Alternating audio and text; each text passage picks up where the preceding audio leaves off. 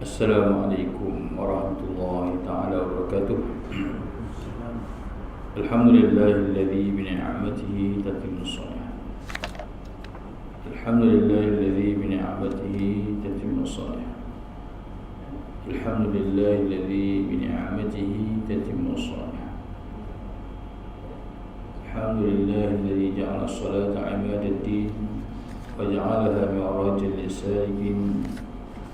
وجعل قرة عين في المصلين والصلاة والسلام على أشرف الأنبياء والمرسلين وعلى آله وصحبه أجمعين أما بعد وقال رب اشرح لي صدري ويسر لي أمري واحلل عقدة من لساني يفقهوا قولي وقال رب افتح بيننا وبين قومنا بالحق وأنت خير الفاتحين اللهم ارزقنا فهما وعلما وحكمة والعقل برحمتك يا ارحم الراحمين. اللهم اخرجنا من ظلمات الوهم واكرمنا من الفحم برحمتك يا ارحم الراحمين. وقال الله تعالى في كتابه العظيم فسارعوا الى مغفرة من ربكم وجنة عرضها السماوات والارض اعدت للمتقين الذين ينفقون في السراء والضراء والكاظمين الغيظ والعافين عن الناس والله يحب المحسنين. Dan segeralah kamu kepada yang mengejar amal yang baik untuk mendapat keampunan dari Tuhan dan yang mendapat syurga yang bedanya seluas segala langit dan bumi yang disediakan oleh bagi orang yang bertakwa. Itu orang yang menermakan hartanya pada masa senang dan susah, dan orang yang menahan kemarahannya, dan orang yang memaafkan kesalahan orang.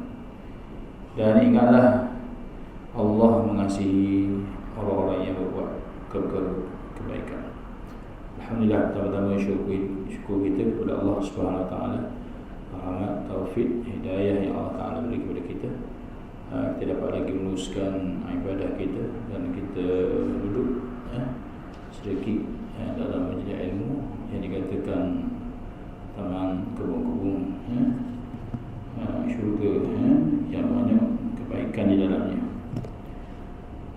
Jadi kita sambung balik berkaitan dengan persaudaraan itu, iaitulah yang mana disebut dalam surah Al-A'raf. Qala al-mu'allif rahimahullah ta'ala wa nafa'ana bi ummi fid darain amin ya rabbal alamin. Walakin la tuhibbun nasihin. Akan tetapi kamu tiada menyukai orang yang memberi nasihat. Jadi kita tak mahu masuk di kalangan orang yang tidak suka mendengar nasihat.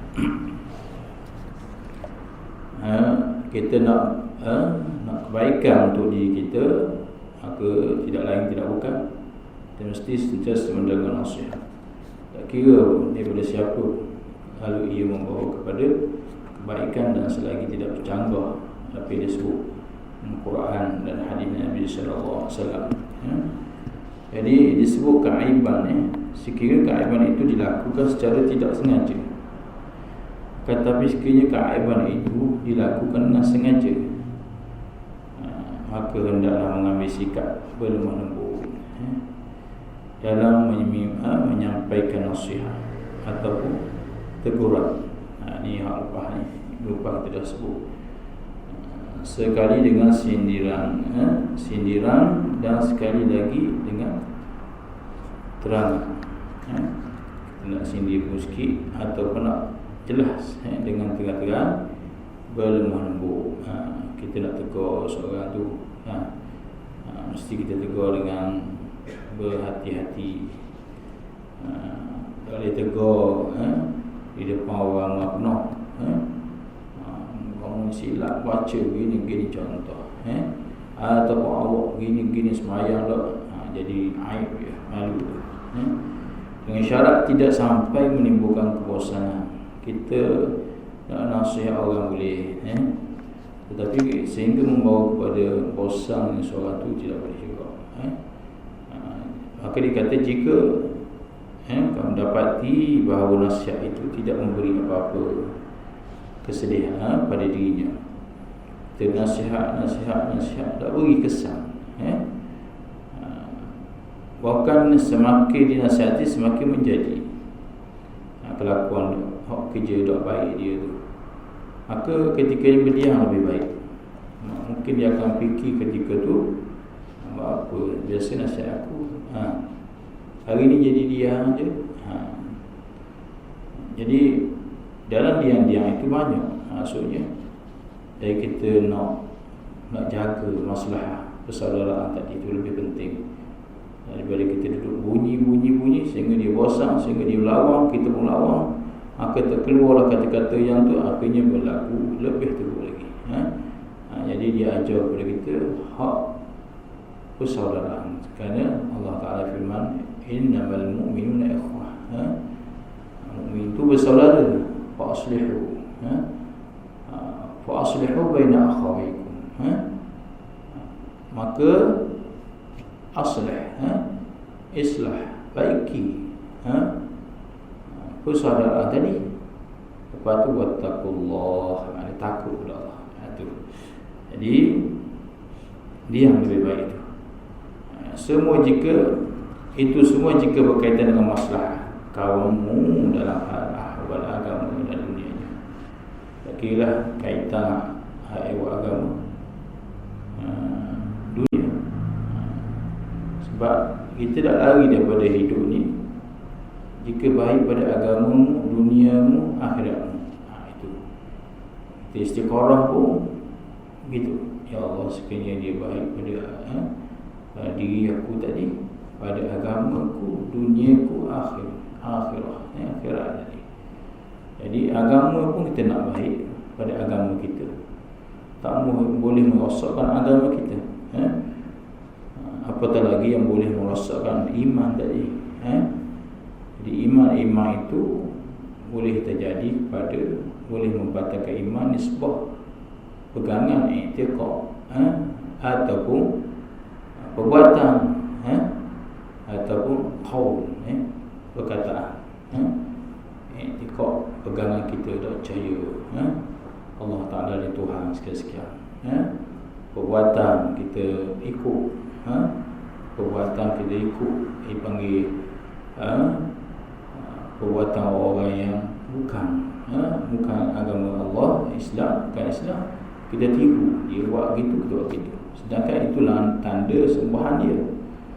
Ataupun qaul, perkataan, kita, aku ni kafir, aku ni, perkataan-perkataan kalau kita tengok dalam perkataan Imam Abu Bahaya. Jadi kita kena tengok persaudaraan tu, kena tengok pada aku berkawan tadi sebuah agama, dunia dan akhirat. Dan ada pun jika berkaitan dengan kepentingan dirimu, tadi kawan, untuk diri kita, di mana ia telah dicuaikan oleh kawanmu. Kawan kita ialah kita kawan-kawan, adalah kawan kita ni, buat tak kena ataupun buat menyakitkan kita, maka hendaklah kamu menanggungnya dengan sabar dan cuba memaafkan. Ini bayar ni. Kalau tadi kawan kita ada cara dia, nasihat dia, teguran dia, atau kita diam pekat tinggi dah. Bila mari pada kita kena tanggung dengan sabar dan cuba. Dipanggil cuba memaafkan dan melupakan saja. Ni payahlah, kan? Ialah barang pedih orang buat, mesti teringat kesan-kesan dia tu ada dah lagi lah. Kalau kita tengok perkataan Arab, ada dia buat perumpamaan tufah, hepa, kan? Kita belah hepa tu, kan? Lepas tu kita jahit balik, jahit kemah, jahit biar kemah, atau belah ni tupang biasa sambung balik, kita lambung-lambung balik, kan? Akhirnya balik lah. Tapi kesan-kesan tepi tu dia, tak boleh kuat-kuat, silap pula tu pula cabut pula. Ni buat tu mulut, percakapan itu kena jaga, pergaulan adab pergaulan persaudaraan tu Islam kita dah ajar lama dah. Dan dia luka, ia ada kesan dia. Allah, kita pun kata dia, tak apalah, simpan apa lagi, tak masalah, simpan tak simpan memang ada kesan kok sikit.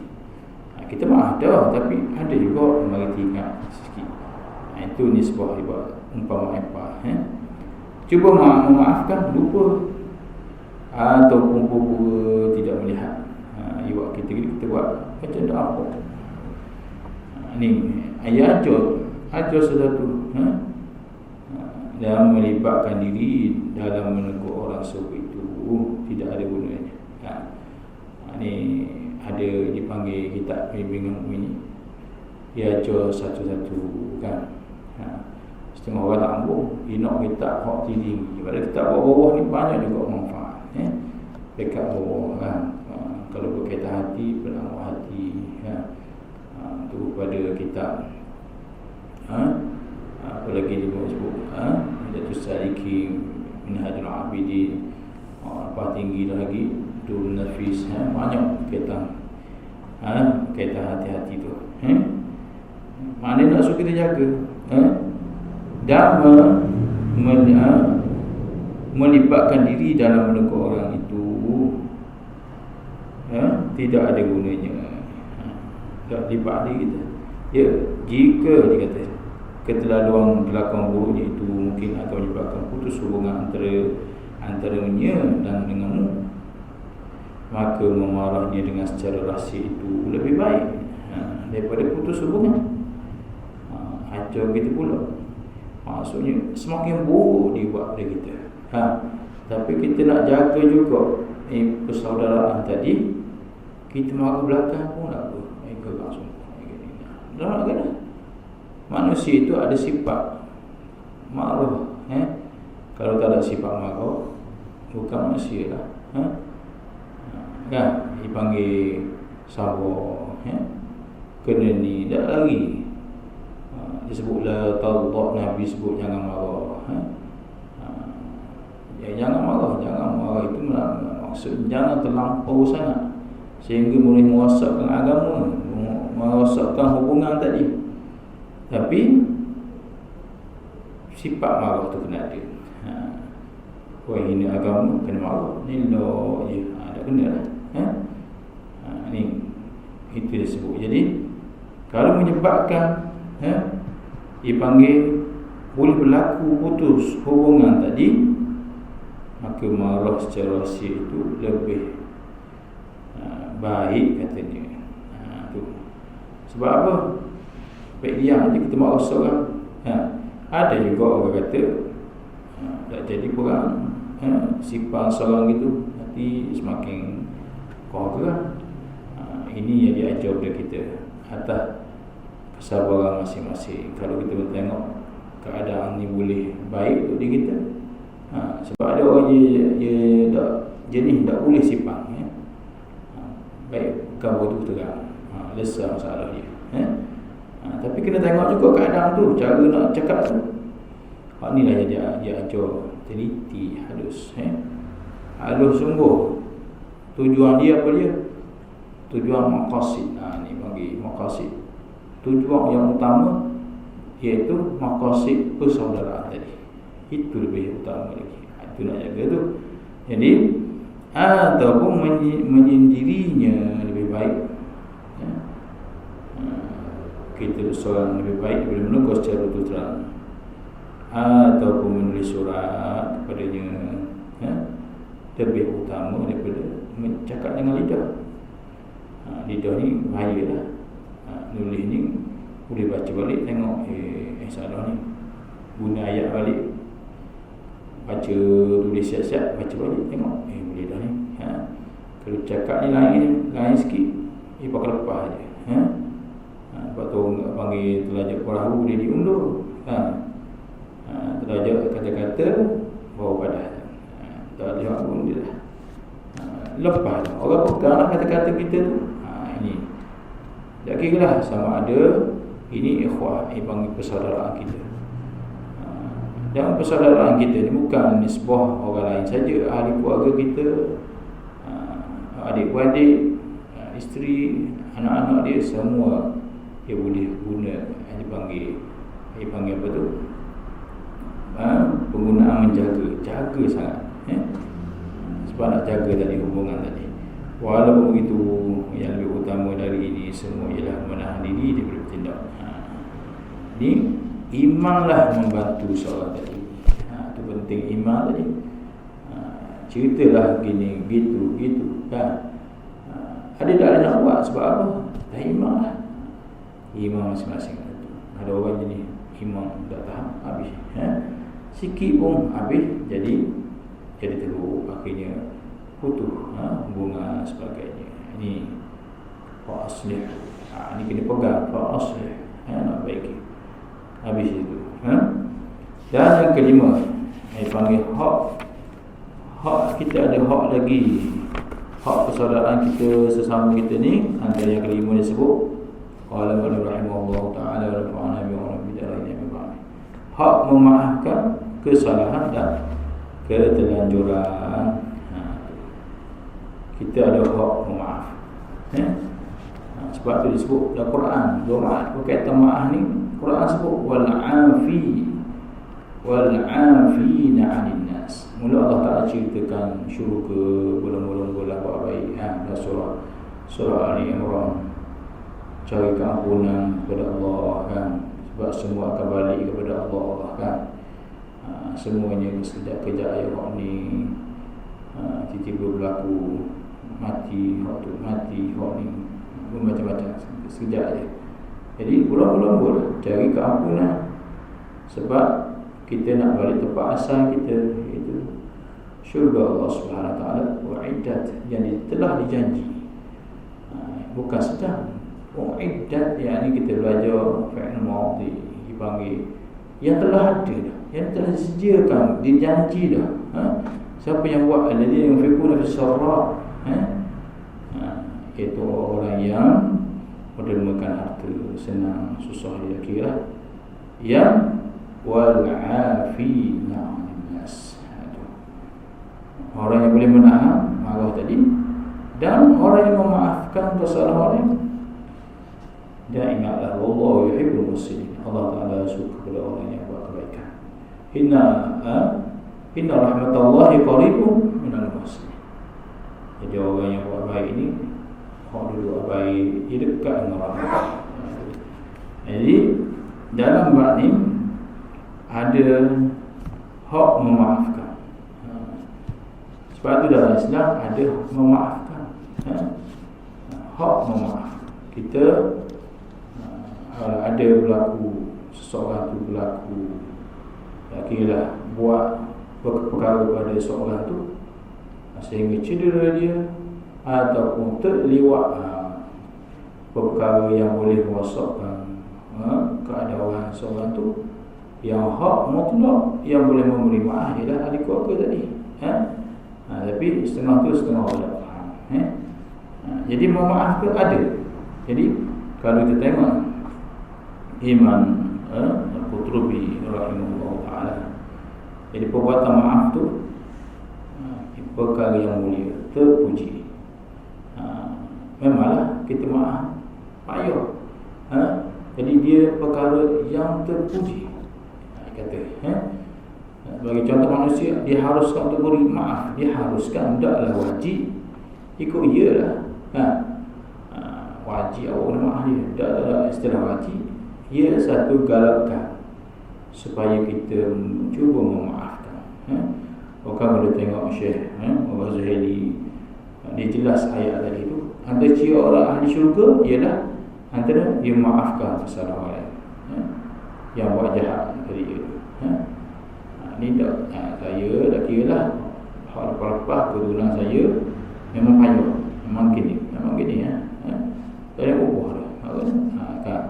Biasa kata dengan orang cakap, tapi Quran cerita lain. Antara sifat ahli syurga ialah wal'afi 'anil nas. Bukan Allah Ta'ala suka perbuatan orang yang memaafkan. Sebab Allah Ta'ala sendiri Ghafur, Maha pengampun, Maha menerima taubat. Allah Ta'ala hamba ni syirik, dia bagi nikmat ni, nikmat tu, nikmat. Dia tu juga, syirik juga. Akhirnya manusia pun balik semula tu ila Allah pun tiba. Tak kira dah dosa mana pun dia buat, banyak pun Allah Ta'ala terima. Banding manusia jauh lah, tapi dia berpegang dengan keturunan dia tadi. Payah keturunan saya ni orang fikir-fikir. Jadi payah memang Allah begitu. Dia pun memang pegang ni, nurung. Dia pegang, dia berbangga dengan keadaan tu, maka dah comel ni. Inilah yang disebut oleh kita berkaitan memaaf. Panjanglah kata maaf ni. Ketelanjuran kawan di dalam agama itu boleh ditegur secara lembut dengan jalan nasihat. Boleh tegur, Sebab tu dia kata usul dakwah Syekh Khalid Zaidan rahimahullah ta'ala, dia buat satu kitab cara tegur, cara berdakwah. Ada cara dia, ada susunan dia. Kalau suami isteri ada cara dia satu. Bila ibadah فالصالحات القانتات الحافظات للغيب بما حفظ الله التي تخافون نشوزهم. Takut bini nusyuz. Isteri dia ni tak dengar kata, harta kepada dia, awang dia, dengar beri nasihat, dengar fa'izun, beri nasihat dia. Beri dulu nasihat tak. Nasihat pula kena dengar. Kena tengok nasihat tu macam mana. Ni nak masuk, iaitu cara berlemah lembut dulu. Tak boleh gini, tak boleh gini, agama larang gini. Tak jadi. Fa'idhuhunna wahjuruhunna fil madaji'. Dia biasa kan, tidur dalam bilik seorang, dua orang kan. Jadi asing lah, wahjuruhunna fil madaji'. Dia tidur luar, kita tidur dalam. Dia nak masa tidur dalam, kita tidur luar. Biar rasa tengok apa, orang nak mahu sungguh ni. Jadi juga wahjuruhunna fil madaji'. Wadribuhunna, pukul sikit. Sebelum ni duduk kata manis semua, gosok semua, apa kan. Pukul sikit, pukul pun tak mencederakan. Lepas tu siap dah, terima alhamdulillah. Wahjuruhunna fil madaji' wadribuhun fa in ata'nakum, bila dia ta'at, dia terima dah. Ta'at balik kita, fala tabu alaihinna sabila. Tak payah ukit lah. Kalau ikut panah-panah lagi dengan awak buat gitu saya pun ni, lepas tak payah. Hak lepas bina hidup baru. Islam ajar kita, jangan cari ala tabu alaihi nasabila. Kalau dah jadi teruk sangat, hakam min ahlihi wa hakam min ahliha. Latih seorang belah tu seorang, belah dia seorang, kita seorang. Dia wakil je bicara. Macam mana gini-gini. Dah bicara orang jadilah kepala orang. Ini satu-satu diberi nasihat. Dan di situ wa'idhu, ada perkataan beri nasihat. Jadi itu disuruh. Jika kawan itu terus mengendahkan, tidak mengendahkan nasihat, maka menurut pendapat para salaf, pendapat orang soleh, dia kata apa? Iaitu hendaklah memutuskan hubungan dengannya. Setengah tu kata, setengah yang lain kata pendapat boleh diteruskan hubungan. Ini masalah kita tadi. Dengan diteruskan hubungan tadi, hubungan dan rasa kasih sayang dengannya. Tak kita lah. Nabi mana? Ada setengah kata kita supaya teruskan hubungan dengannya dengan rasa kasih sayang, tetapi harus membenci segala kelakuan buruk tadi. Hak buat kerja buruk tu tak kita benci, tapi kawan tak kawan. Ada pun keterlanjurannya terhadap dirimu, dia salah sikit kita nak kena. Diri kamu meskipun membosankan kamu, memang terbosan, tak suka lah. Tidak diragukan lagi, tak payah fikir-fikir pening-pening, tak payah ragu lah. Yang utamanya dimaafkan, dan menanggung dengan penuh daya upaya segala kesalahannya.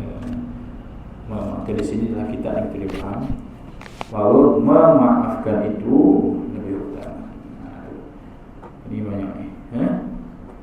Allah Ta'ala sebut dalam surah Asy-Syura, faman 'afa wa aslaha fa ajruhu 'ala Allah innallaha la yuhibbul zalimin. Siapa memaafkan ini kejahatan orang, dan berbuat baik kepadanya, maka pahalanya tetap dijamin oleh Allah. Kita mahu Allah Ta'ala bagi pahala. Ialah barang ghaibiyah. Di antara perkara i'tiqad yang perlu kita percaya, yang perlu kita jaga ialah berkaitan uluhiyah, berkaitan ketuhanan kena jaga. Tak boleh percaya kau ni, percaya kau ni. Tuhan je, pada Allah je, tak boleh lari dah, dia yakin. Dan antaranya lagi lah perkara ghaibiyah. Perkara ghaibiyah ni lah yang menyebabkan ramai tak percaya. Berkaitan malaikat, jin. Saya berkaitan jin-jin ni minta maaf, saya percaya kat itu boleh jadi syirik, boleh membatalkan iman. Kalau kita tengok dalam kitab-kitab kaitan iman, baik Quran dah sebut alif lam mim, zalikal kitab, demikian lagi itu kitab, la raiba fihi, tidak ada keraguan. Sebelum nak baca Quran banyak lagi berapa puluh juzuk, kena pegang, kena i'tiqad dalam hati kita perkara ghaibiyah. Mana perkara-perkara dalam tu kena percaya. Tak boleh ghaib, tidak boleh ragu. Kalau dia raguan, kena betul. Jadi faman afa, jadi iman. Syekh Imam Tabari rahimahullah ta'ala tafsir, iaitu inna Allah, bahawa Allah Ta'ala menyatakan bahawa siapa yang memaafkan orang yang menyakitinya serta yang zalim padanya, dan dia memaafkannya, dan dia tidak menghukumnya dalam keadaan dia mampu hukum, dia boleh, tetapi tujuan dia, utama dia mencari redha Allah, maka Allah Ta'ala ganjar kemaafan, ganjar Allah Ta'ala besar lagi. Allah Ta'ala bahagi besar lagi. Dan disebut lagi berlandaskan dengan hadis Nabi sallallahu alaihi wasallam, ma naqasat sadaqah min mali wa ma zadallahu 'abdu bil 'afwi illa 'izza wa ma tawadda'a 'abdun lillahi illa rafa'allah.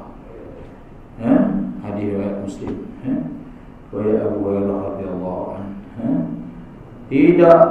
tidak sedekah itu min naqasat, dia kurang.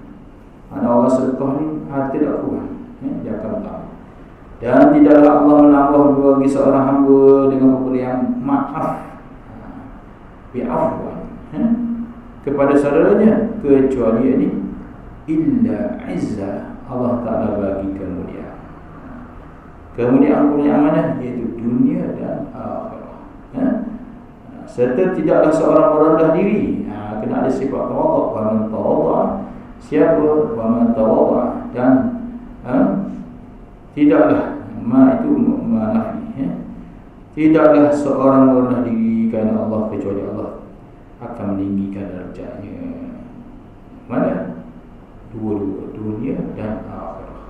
Itu Bapak Imam Nawawi rahimahullah ta'ala, kita tengok ketika dia membahaskan berkaitan hadis ini, bahawa dia kata pada zahirnya bahawa siapa yang dikenali dengan sebagai seorang pemaaf, sifat pemaaf itu telah menguasai hati tadi. Hati dia tu maka ditambah kehormatan kemuliaannya. Jadi hormat, mulia, Allah tak ada kata apa. Maksudnya kan orang nak suruh orang hormat dia, ada orang tak panggil doktor malah dah, tak panggil prof, malah dah, nak hormat, nak suruh orang hormat dia. Tetapi ini Allah Ta'ala akan bagi penghormatan tadi kepada dia, hasil ilmah tadi.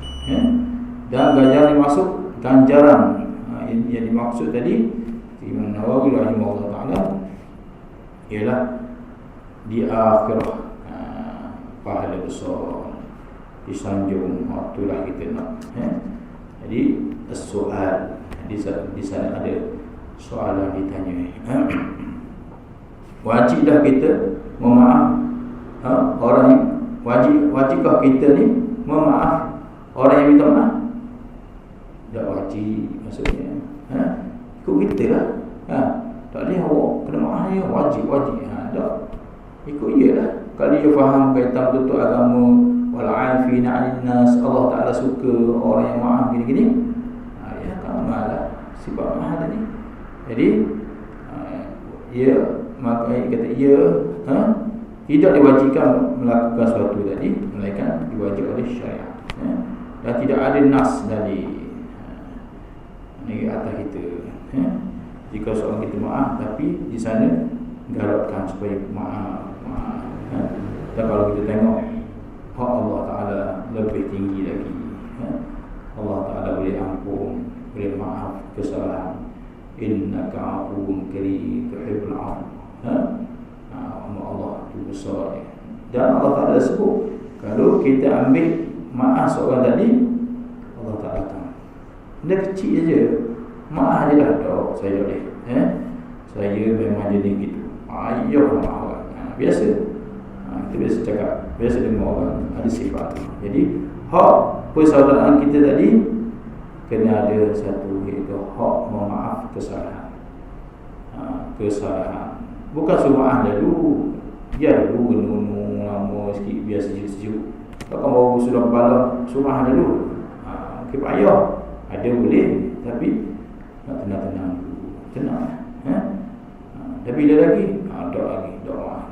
Ni kena kita tengok. Bukan dikata malah harus dibalas dengan cara yang baik, ataupun mengharapkan suatu keuzuran. Ibaratnya sama ada waktu yang dekat maupun yang jauh. Ini kita dah faham bahawa tiada diragukan lagi, yang utamanya dimaafkan. Kalau melibatkan diri kita dalam kita ni, misalnya ia ajar kita supaya buat pemaafan. Walau kali kata malah harus dibalas dengan cara yang baik. Payah ni, barang payah. Barang yang dipanggil taufik, yang memerlukan taufik daripada Allah Ta'ala bagi sesuatu. Kita tengok aku boleh ya zalim ya, kan nak orang tu macam-macam tapi dia maaf. Hak ni tak boleh dibuat. Ia adalah anugerah daripada Allah Subhanahu Wa Taala. Ini payah. Ini kita akan sambung balik berkaitan Sayyidina Umar Khattab. Adalah orang berkata, sehingga kita dalam ni pula kita akan bertemu apa yang Umar Khattab, Sayyidina Umar Khattab radhiyallahu anhu disebut, jagalah awasnya, jangan sampai kecintaan kamu itu seperti dipaksa-paksa, atau kebencian kamu pula seperti membinasakan. Kalau buat suka-suka sangat jadi macam munafik pula. Buat sederhana, baru kepala atau kebencian tadi jangan terlalu sangat, takut ia dapat membinasakan kita. Maksudnya sehingga kamu rasa senang hati akan binasa sahabat tadi. Lepas tengok dia kena gitu, baru lega. Tak boleh. Sebab apa? Dia mengucap kalimah syahadah. Yang kita benci ialah perbuatan tadi, perbuatan yang tidak disukai Allah. Innallaha la yuhibbul zalimin. Semuanya Allah tidak suka orang yang zalimi. Sama yang ada zalim saudaranya, zalim dirinya sendiri pun tak boleh. Itulah sikit sebanyak. Semoga Allah Ta'ala memberi kekuatan taufik kepada kita dalam segala ibadat-ibadat ataupun pergaulan dan semuanya yang baik demi kita nak berjaya di dunia dan yang akhirat. Bismillahirrahmanirrahim. Alhamdulillahirabbil alamin hamdan yuwafi ni'amahu wa mazid. Ya rabbana lakal hamdu kama yanbaghi jalali wajhika wa 'azimi sultanika. Allahumma ij'al jam'ana hadha jam'an marhuma wa tawaffana min ba'dihi tawbatan ma'suma. Sallallahu alaihi wasallam Muhammad wa ala alihi wa sahbihi wasallam. Walhamdulillahi rabbil alamin. Assalamualaikum warahmatullahi wabarakatuh.